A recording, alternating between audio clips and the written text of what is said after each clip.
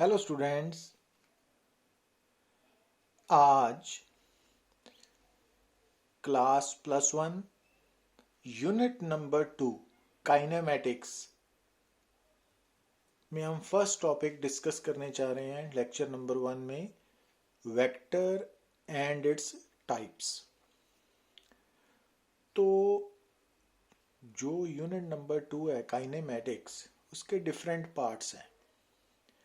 तो उनमें से एक पार्ट है अबाउट वेक्टर्स।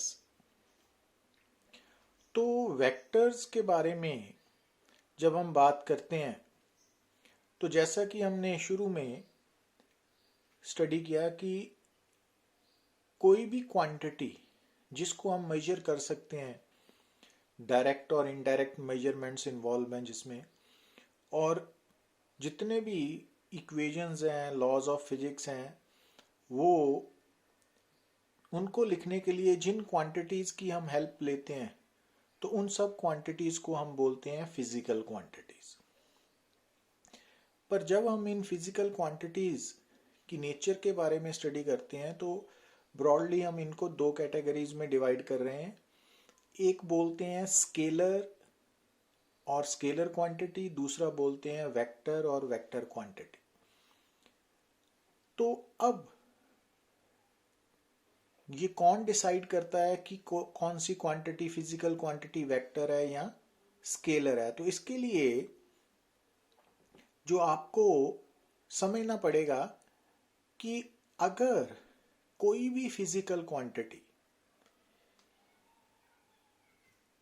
चार कंडीशंस को फुलफिल करती है, चार कंडीशंस को सेटिस्फाई करती है, जैसे कि एक तो उस फिजिकल क्वांटिटी का मैग्नीट्यूड होना चाहिए, ठीक है। तो दूसरा, उस क्वांटिटी की डायरेक्शन भी होनी चाहिए, और तीसरा, उस क्वांटिटी को अपनी जैसी क्वांटिटीज के साथ ऐड करने के लिए कुछ डिफरेंट लॉज ऑफ एडिशंस होने चाहिए। क्योंकि नॉर्मली जब हम सिंपल मैथमेटिक्स की बात करते हैं तो जब हम 2 + 3 = 5 लिखते हैं तो 2, 3, 5 ये स्केलर्स हैं। तो जितने भी नंबर्स हैं ये सब स्केलर्स में आते हैं ना, तो ये स्केलर अलजेब्रा है। बट वेक्टर क्वांटिटी के लिए हमारे पास डिफरेंट अलजेब्रा है ना। तो कोई भी क्वांटिटी जिसका मैग्नीट्यूड हो, डायरेक्शन हो, और उसके साथ उसकी जो एडिशन है वो वेक्टर्स लॉ ऑफ एडिशन के अकॉर्डिंगली हो। और फोर्थ कंडीशन है कि जो वेक्टर एडिशन है दैट मस्ट बी कम्यूटेटिव। अब कम्यूटेटिव का मीनिंग यहाँ पे क्या है? जैसे आप देखते हो सिंपल मैथमेटिक्स में भी कि अगर आप 2 + 3 करते हो तो आंसर 5 आता है ना, और अगर आप 3 + 2 करते हो तब भी आंसर 5 ही रहता है ना। इट मीन्स जो सिंपल स्केलर एडिशन है of 2 digits that is a commutative.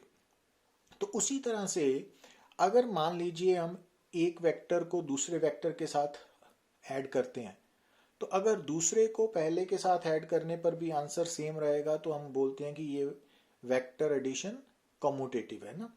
तो अगर कोई भी फिजिकल क्वांटिटी जिसका मैग्नीट्यूड है,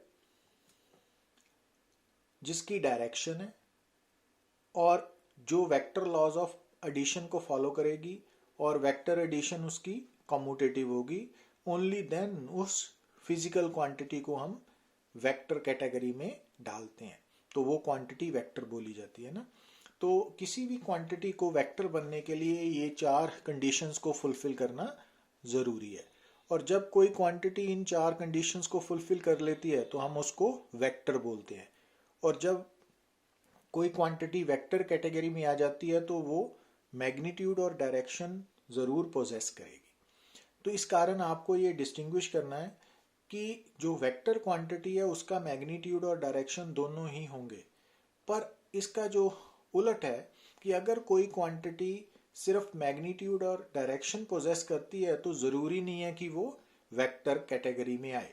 तो इस बात को मैं अभी इसी लेक्चर में थोड़ी देर बाद आपको एक्सप्लेन करूंगा। बट आपको जो बात अभी इनिशियली याद रखनी है कि किसी भी फिजिकल क्वांटिटी को वेक्टर तब माना जाएगा अगर वो इन चार कंडीशंस को फुलफिल करेगी। और अगर कोई क्वांटिटी वेक्टर है तो उसका मैग्नीट्यूड भी होगा और डायरेक्शन भी होगी। तो अब जैसा कि जब हम फिजिक्स में आगे बढ़ेंगे तो आपके सामने डिफरेंट फिजिकल क्वांटिटीज आएंगी, है ना। तो आपको उन क्वांटिटीज के साथ डील करते वक्त, उनकी डेफिनेशन को याद करते वक्त साथ में ये भी याद रखना पड़ेगा कि कौन सी क्वांटिटी वेक्टर है और कौन सी स्केलर, क्योंकि जो क्वांटिटी वेक्टर नहीं है वो स्केलर कैटेगरी में आएगी। तो अब जैसे कि आपके सामने स्क्रीन पे लिखा हुआ है कि जो पोजीशन है किसी भी पार्टिकल की, पोजीशन है, डिस्प्लेसमेंट है, वेलोसिटी है, एक्सेलरेशन है, लीनियर मोमेंटम है, फोर्स है, एंगुलर मोमेंटम है, टॉर्क है, इलेक्ट्रिक फील्ड इंटेंसिटी है, मैग्नेटिक इंडक्शन है, मैग्नेटाइजिंग फील्ड है, इम्पल्स है, एंगुलर इम्पल्स है, एंगुलर वेलोसिटी है, एंगुलर एक्सेलरेशन है।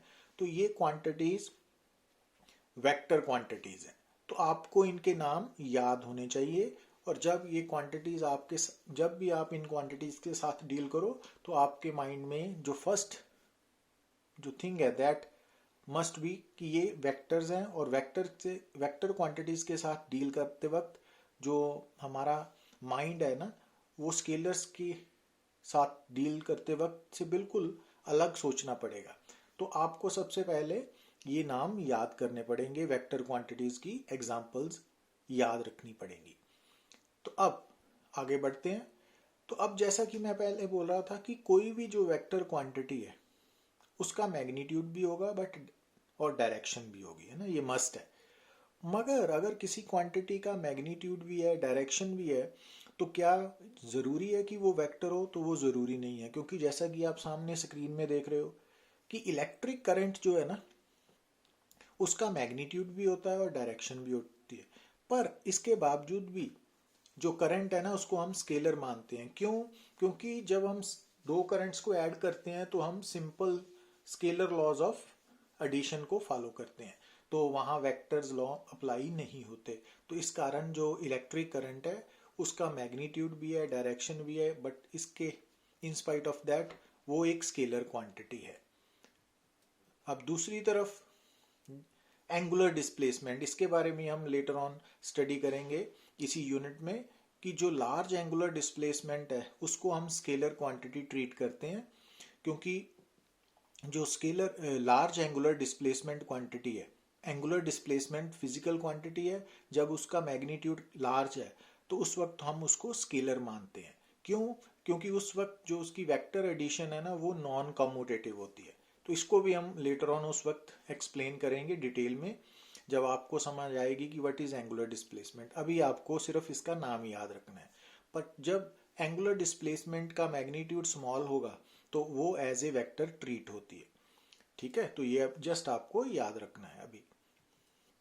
और साथ में कि जो एरिया है, चाहे वो सरफेस एरिया है चाहे एरिया ऑफ क्रॉस सेक्शन है, तो ये वो फिजिकल क्वांटिटी है जो कई केसेस में एज ए स्केलर ट्रीट होती है और कई केसेस में एज ए वेक्टर। तो डिफरेंट सिचुएशंस में कभी ये स्केलर बन जाती है, कभी ये वेक्टर ट्रीट होती है ना। तो आपको याद रखना है कि जो एरिया है ना, वो ड्यूल नेचर पोजेस कर रही है।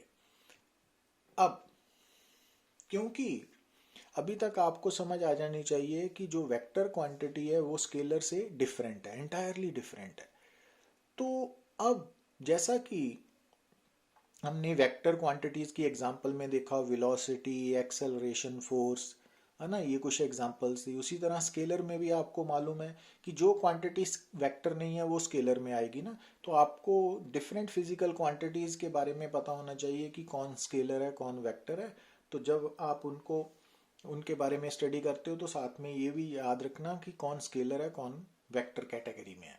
तो अब जैसे कि स्क्रीन पे देख रहे हो आप कि जो वेलोसिटी है वो वेक्टर है, बट मास स्केलर है, एक्सेलरेशन वेक्टर है, टाइम स्केलर है, फोर्स वेक्टर है, वर्क स्केलर है ना।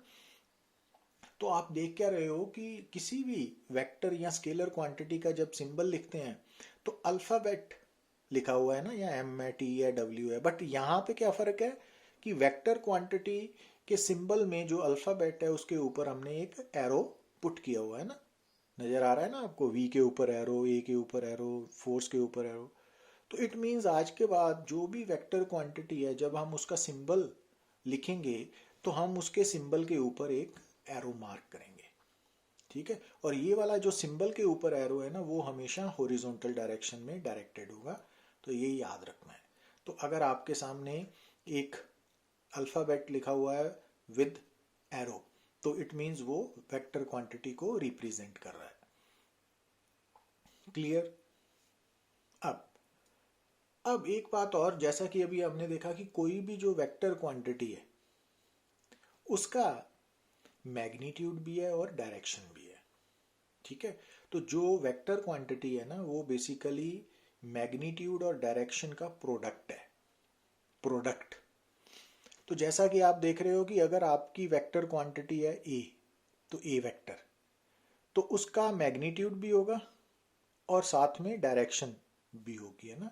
अब अगर मान लीजिए कि आपकी वेक्टर क्वांटिटी का सिंबल है ए एरो, है ना, ए के ऊपर एरो है, तो उस वेक्टर क्वांटिटी का अगर हमने सिर्फ मैग्नीट्यूड लिखना है तो या तो फिर आप उस के सिंबल अल्फ़ाबेट से ऊपर जो एरो है उसको रिमूव कर दोगे सिंपली ए, तो या फिर अगर एरो रिमूव नहीं करना तो आप मॉड डाल दोगे, है ना।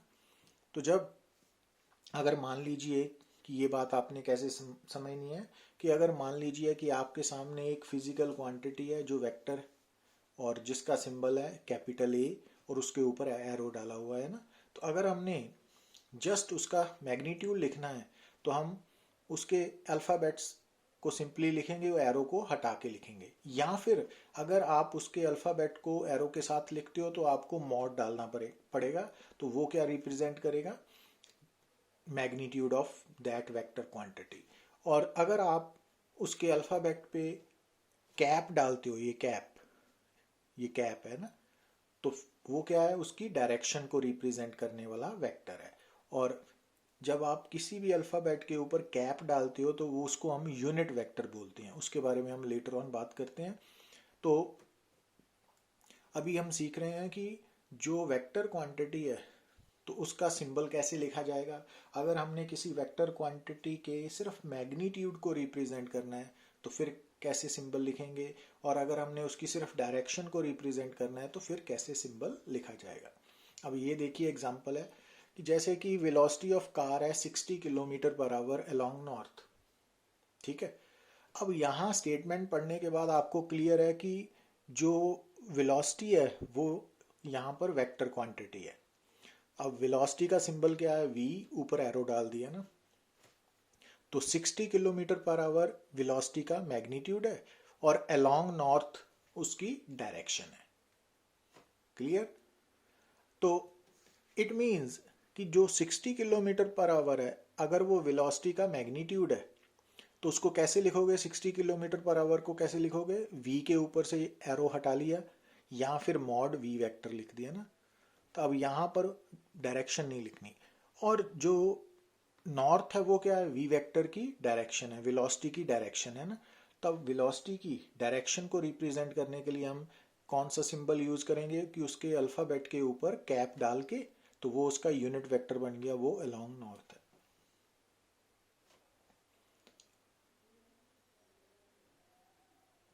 अब जैसे ये देखिए कि अगर मान लीजिए कि दूसरी एग्जांपल है कि अगर फोर्स एक्ट कर रही है किसी भी पार्टिकल पर 10 न्यूटन वर्टिकली डाउनवर्ड, तो अब यहाँ पर फोर्स होने के कारण उसका सिंबल बन गया एफ वेक्टर, और 10 न्यूटन वर्टिकली डाउनवर्ड में 10 न्यूटन क्या है? इस एफ एरो का फोर्स का मैग्नीट्यूड है, तो उसको हम सिंपली एफ लिखेंगे या मॉड एफ वेक्टर के साथ लिखेंगे ना। और वर्टिकली डाउनवर्ड क्या है? फोर्स की डायरेक्शन है, तो उसको कैसे लिखोगे आप? F cap. तो समझ आ रही है बात?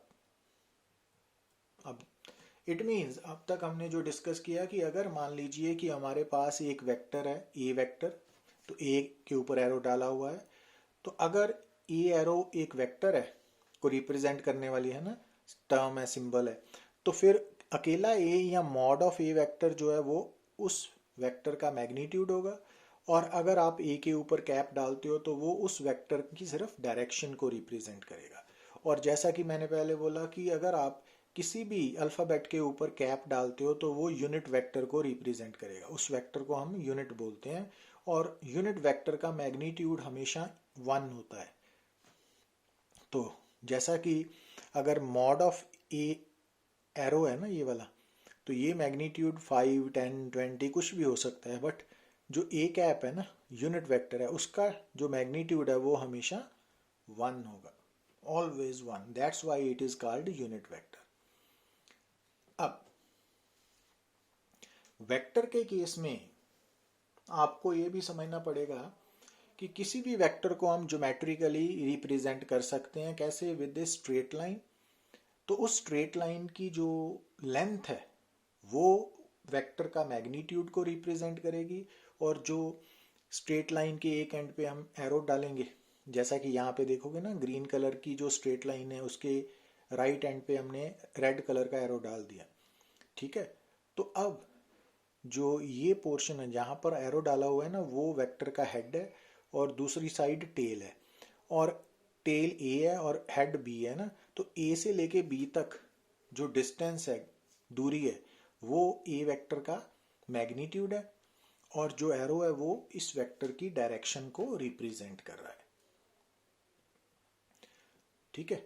अब जैसा कि यहाँ पे आपको ज्योमेट्रिकली दो वेक्टर्स नजर आ रहे हैं ना, ये ऊपर वाला ए वेक्टर है, नीचे वाला बी वेक्टर है, ठीक है।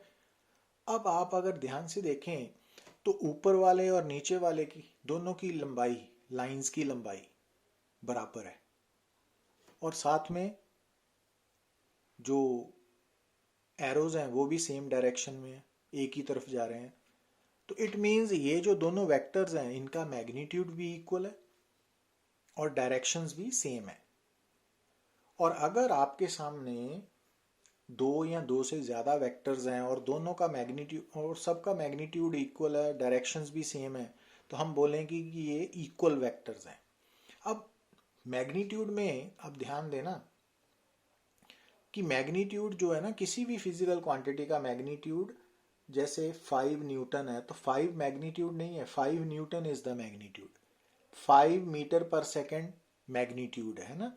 तो 5 न्यूमेरिकल वैल्यू है, न्यूटन यूनिट है। तो मैग्नीट्यूड, किसी भी फिजिकल क्वांटिटी का magnitude basically numerical value and units का प्रोडक्ट होता है। तो ये माइंड में रखनी है बात। तो सिर्फ न्यूमेरिकल वैल्यू को मैग्नीट्यूड नहीं समझना, ये क्लियर करना है ना, ये बात हमने फर्स्ट यूनिट में डिस्कस की थी। तो इट मीन्स ये जो सामने स्क्रीन पे आपको दो वेक्टर्स नज़र आ रहे हैं, एक का नाम है ए वेक्टर, दूसरे का बी, तो ये दोनों इक्वल वेक्टर्स हैं, क्योंकि इन दोनों को ज्योमेट्रिकली जिन लाइंस के साथ हमने रिप्रेजेंट किया है उन दोनों लाइंस की लंबाई, लेंथ इक्वल है और एरोज भी सेम डायरेक्शन में है। तो ये इक्वल वेक्टर्स हैं। और अगर इक्वल वेक्टर्स हैं इट मीन्स हम ए वेक्टर को बी वेक्टर के इक्वल लिख सकते हैं ना, तो दोनों।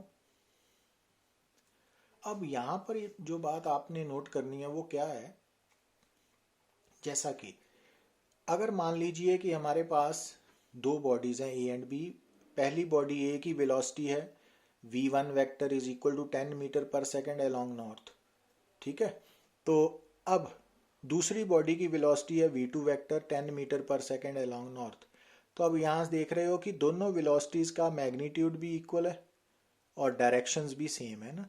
तो इट मीन्स इस एग्जाम्पल में दोनों वेलोसिटीज इक्वल वेक्टर्स हैं। तो इक्वल वेक्टर्स होने के लिए उन दोनों वेक्टर्स का मैग्नीट्यूड भी सेम होना चाहिए और डायरेक्शंस भी सेम होनी चाहिए ना, मालूम है ना, क्योंकि जिसके अल्फाबेट के ऊपर कैप डाला हो वो डायरेक्शन को रिप्रेजेंट करने वाला यूनिट वेक्टर होता है ना। अब यहां देखिए, अब यहाँ पर जो v1 वेलोसिटी है उसका मैग्नीट्यूड और v2 का मैग्नीट्यूड तो बराबर है ना, v1 v2 मैग्नीट्यूड्स बराबर हैं, मगर डायरेक्शंस में फ़र्क है। तो इट मीन्स v1 कैप और v2 कैप बराबर नहीं है। तो कोई भी वेक्टर, कोई भी दो वेक्टर्स तब तक इक्वल नहीं होंगे जब तक उनका मैग्नीट्यूड और डायरेक्शन दोनों सेम नहीं होते ना। तो अब यहाँ पे चाहे दोनों का मैग्नीट्यूड सेम है बट डायरेक्शन सेम नहीं है, तो इस कारण ये दोनों अनइक्वल वेक्टर्स में आएंगे, इक्वल नहीं होंगे, ठीक है। तो v1 वेक्टर और v2 वेक्टर बराबर नहीं है। तो ये फर्क समझना है ना आपको, V1 V2 में एरो नहीं डाला तो इट मीन्स ये मैग्नीट्यूड्स हैं, मगर ये पूरा वेक्टर है। अब इस एग्जांपल में देखिए कि वेलोसिटी ऑफ बॉडी ए आपको दी हुई है 10 metre per second along north, V2 दी हुई है 7 metre per second along north. तो अब यहाँ पे देखिए आप कि दोनों वेलोसिटीज का मैग्नीट्यूड इक्वल नहीं है, V1 V2 इक्वल नहीं है, मगर डायरेक्शन सेम है। पर जब तक दोनों वेक्टर्स का मैग्नीट्यूड और डायरेक्शन सेम नहीं होती तब तक वो इक्वल नहीं हो गए, इट मींस ये अनइक्वल वेक्टर्स हैं। ठीक है ना, तो इक्वल वेक्टर्स होने के लिए दोनों का मैग्नीट्यूड और दोनों की डायरेक्शंस का होना बड़ा सेम होना बड़ा ज़रूरी है। तो जब भी हम वेक्टर्स के साथ डील करेंगे तो मैग्नीट्यूड के साथ साथ डायरेक्शन को भी उतनी ही इम्पोर्टेंस देनी है, उसको इग्नोर नहीं करना। अब यहाँ देखिए आप, अब यहाँ पर दो वेलोसिटीज हैं, अब दोनों का मैग्नीट्यूड भी डिफरेंट है, सेम नहीं है, और डायरेक्शंस भी अलग हैं, तो इस कारण ये भी अनइक्वल वेक्टर्स हैं। तो इतनी डिस्कशन के बाद हमने ये सीखा कि कोई भी दो वेक्टर्स इक्वल सिर्फ एक ही कंडीशन में हो गए कि जब उनका मैग्नीट्यूड्स भी सेम होंगे और डायरेक्शंस भी सेम होंगे। अब यहाँ पे देखिए आप, आपको स्क्रीन पे दो वेक्टर्स नजर आ रहे हैं ना, ठीक है ना। अब ध्यान से देखिए, हमने लेफ्ट वाले का नाम रखा हुआ है ए वेक्टर, दूसरे का नाम है बी वेक्टर। अब सोच के देखिए कि क्या इन दोनों वेक्टर्स का मैग्नीट्यूड सेम है? बिल्कुल नहीं। क्यों नहीं? क्योंकि दोनों वेक्टर्स को रिप्रेजेंट करने वाली जो स्ट्रेट लाइंस है उनकी लेंथ अनइक्वल है ना, मगर एरोज दोनों के सेम डायरेक्शन में है। इट मीन्स इस डायग्राम में जो आपको दो वेक्टर्स नजर आ रहे हैं ना, उनकी डायरेक्शंस सेम है मगर मैग्नीट्यूड सेम नहीं है।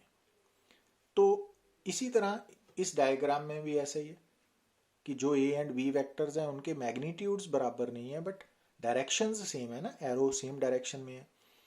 तो जब दो या दो से ज्यादा वेक्टर्स की डायरेक्शंस सेम हो तो उनको हम बोलते हैं कोलिनियर और पैरेलल वेक्टर्स।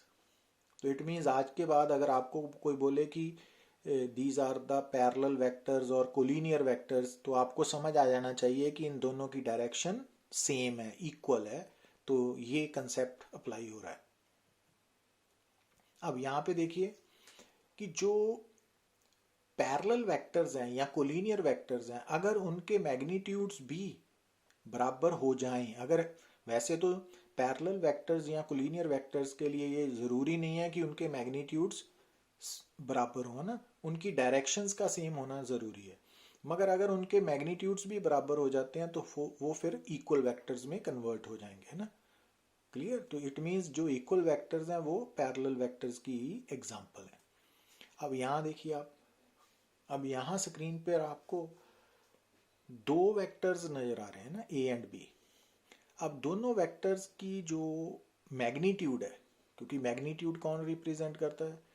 किसी भी वेक्टर को जब हम ज्योमेट्रिकली स्ट्रेट लाइन के साथ रिप्रेजेंट करते हैं तो दोनों वो स्ट्रेट लाइन की जो लंबाई है, लेंथ है, वो मैग्नीट्यूड ऑफ वेक्टर है। अब यहाँ पे जो दो वेक्टर्स आपको ज्योमेट्रिकली ड्रॉ किए नजर आ रहे हैं, ए एंड बी, इनको रिप्रेजेंट करने वाली दोनों स्ट्रेट लाइंस की लंबाई बराबर है। इट मीन्स ए और बी का यहाँ पर मैग्नीट्यूड इक्वल है, मगर एरोज ऑपोजिट है ना, तो डायरेक्शंस ऑपोजिट है। अब एक बात और कि जो डिफरेंट डायरेक्शंस है और ऑपोजिट डायरेक्शंस है उसको भी ध्यान से मिक्स नहीं करना। ऑपोजिट मीन्स उलट, एक दूसरे के विपरीत, है ना, ऑपोजिट। मगर डिफरेंट में जरूरी नहीं है कि वो ऑपोजिट हो, वो 90 डिग्री पे भी हो सकते हैं, 60 डिग्री पे भी। तो डिफरेंट डायरेक्शंस और ऑपोजिट डायरेक्शंस में कंफ्यूजन नहीं रखनी है ना, तो इसको क्लैरिटी रखनी है। तो अब यहाँ पे ये ए और बी की जो डायरेक्शन है वो ऑपोजिट है और ऑपोजिट डिफरेंट में आती है। तो हर ऑपोजिट डायरेक्शन डिफरेंट डायरेक्शन में आएगी, बट हर डिफरेंट डायरेक्शन जरूरी नहीं है कि ऑपोजिट हो, तो इसमें आपको ध्यान देना पड़ेगा। अब यहाँ पर आप क्या देख रहे हो कि जो ए वेक्टर और बी वेक्टर है इनका मैग्नीट्यूड तो इक्वल है बट डायरेक्शंस एक दूसरे से ऑपोजिट है ना, तो इनका मॉड तो बराबर है, मगर वैसे ए वेक्टर और बी वेक्टर बराबर नहीं है, अनइक्वल वेक्टर्स हैं। पर क्योंकि इनका मैग्नीट्यूड इक्वल है और डायरेक्शन एक दूसरे के उलट है, तो हम ए को क्या लिख सकते हैं, माइनस बी, या बी को क्या लिख सकते हैं, माइनस ए।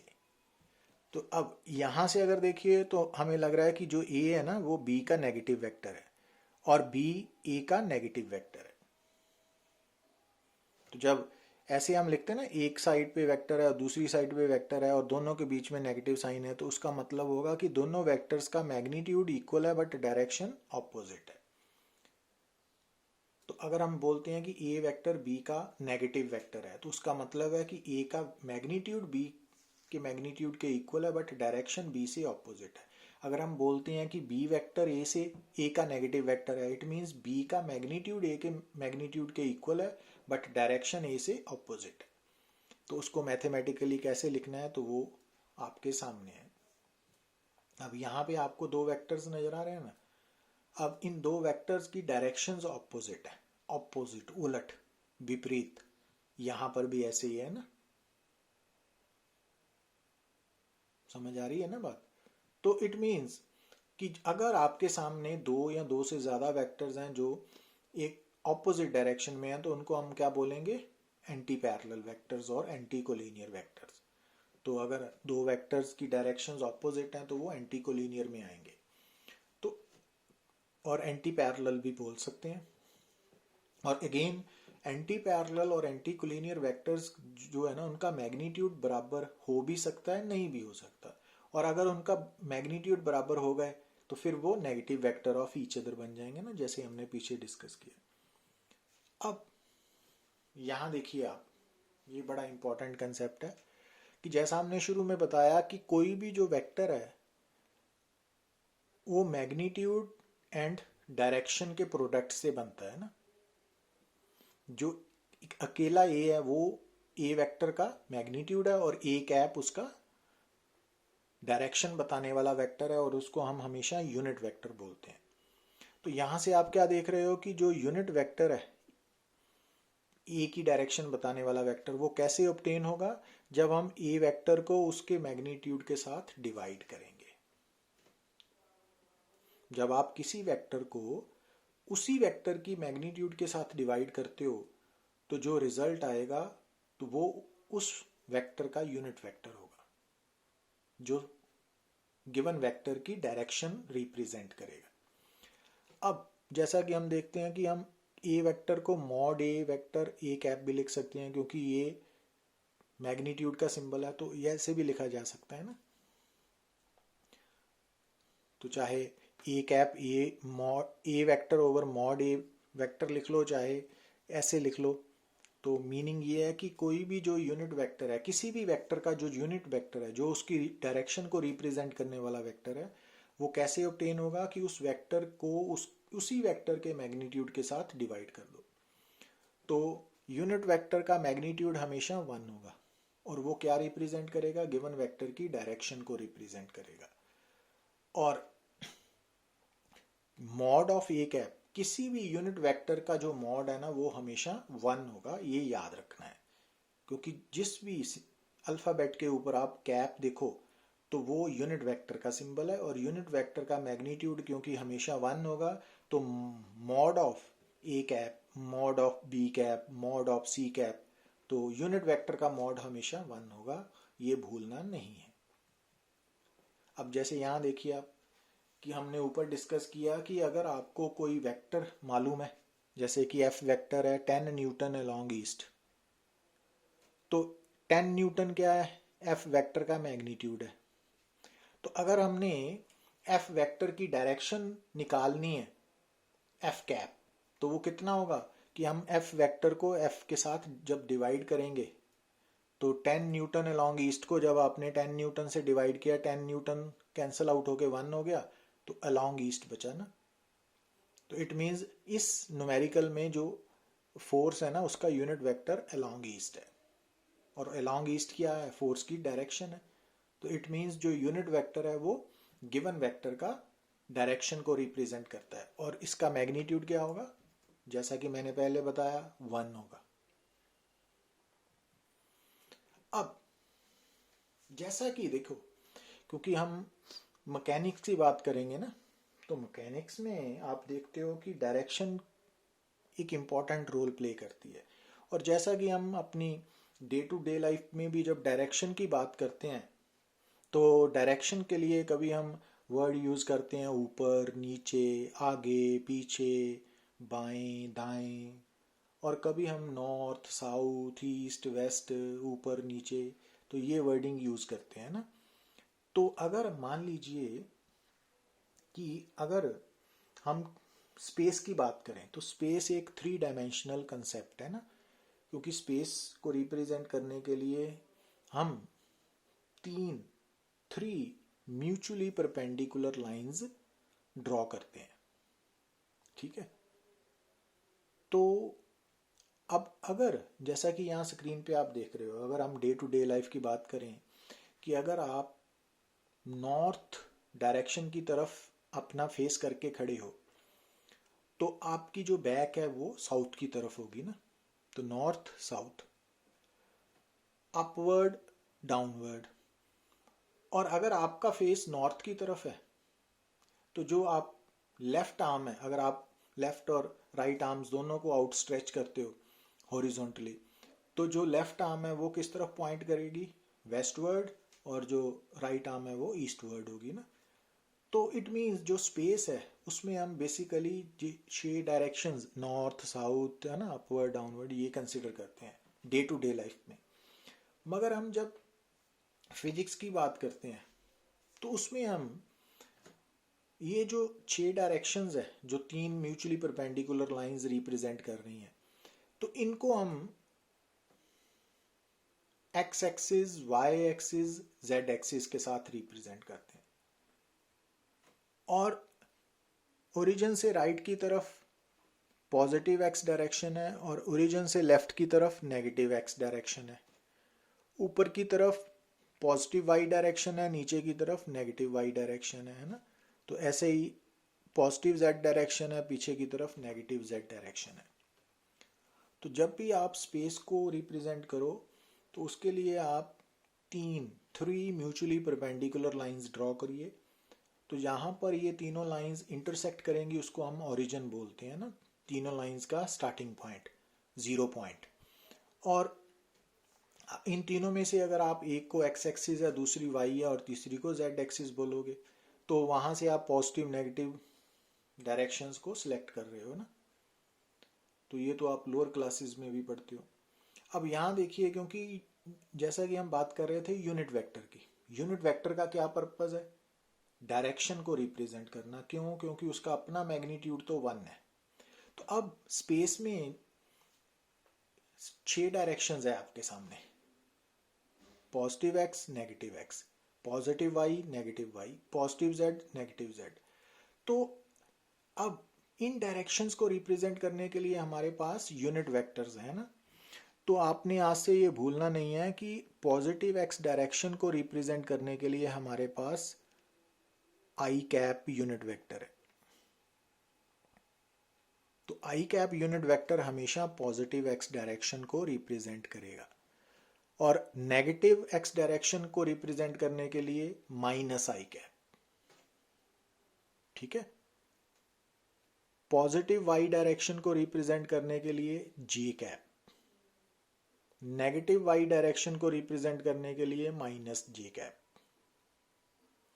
पॉजिटिव जेड डायरेक्शन को रिप्रेजेंट करने के लिए यूनिट वेक्टर है के कैप, और नेगेटिव जेड को माइनस के कैप। तो ये बात आपने भूलनी नहीं है। तो ये इम्पोर्टेंट पूरी मैकेनिक्स के लिए काफ़ी इम्पोर्टेंट है ना, कि जो डायरेक्शन है उसको रिप्रेजेंट करने के लिए जो वेक्टर हमारे काम आता है उसको हम यूनिट वेक्टर बोलते हैं, और उसका मैग्नीट्यूड 1 होता है। तो पॉजिटिव एक्स डायरेक्शन को रिप्रेजेंट करने के लिए आई कैप, नेगेटिव एक्स डायरेक्शन को रिप्रेजेंट करने के लिए माइनस आई कैप, पॉजिटिव वाई डायरेक्शन को रिप्रेजेंट करने के लिए जे कैप, नेगेटिव वाई डायरेक्शन को रिप्रेजेंट करने के लिए माइनस जे कैप, पॉजिटिव जेड डायरेक्शन को रिप्रेजेंट करने के लिए के कैप, नेगेटिव जेड डायरेक्शन को रिप्रेजेंट करने के लिए माइनस के कैप। अब यहाँ देखिए, अगर यहाँ आपको क्या बोला, यह particle is moving with velocity 20 metre per second along positive x axis, ठीक है ना। तो अब 20 मीटर पर सेकेंड तो हो गया वेलोसिटी का मैग्नीट्यूड, और पॉजिटिव एक्स एक्सिस क्या है, उसकी डायरेक्शन। मगर अगर हम इसको यूनिट वेक्टर की टर्म में लिखें तो पॉजिटिव एक्स डायरेक्शन को रिप्रेजेंट करने के लिए हमारे पास है आई कैप, ठीक है ना। तो क्या करेंगे हम, तो वेलोसिटी का मैग्नीट्यूड ये है और डायरेक्शन ये है। तो जब हम किसी भी वेक्टर को कम्प्लीटली लिखते हैं तो मैग्नीट्यूड को डायरेक्शन के साथ मल्टीप्लाई करते हैं। तो इट मीन्स इस न्यूमेरिकल में, एग्जाम्पल में, जो वेलोसिटी वेक्टर है वो 20 metre per second I cap है। तो अगर मान लीजिए इसका उलट होता कि आपके सामने लिखा होता velocity is equal to 20 metre per second I cap, तो इसका मतलब है कि जो पार्टिकल है उसकी वेलोसिटी का मैग्नीट्यूड तो 20 मीटर पर सेकेंड है, बट उसकी जो डायरेक्शन है वो अलोंग पॉजिटिव एक्स एक्सिस है।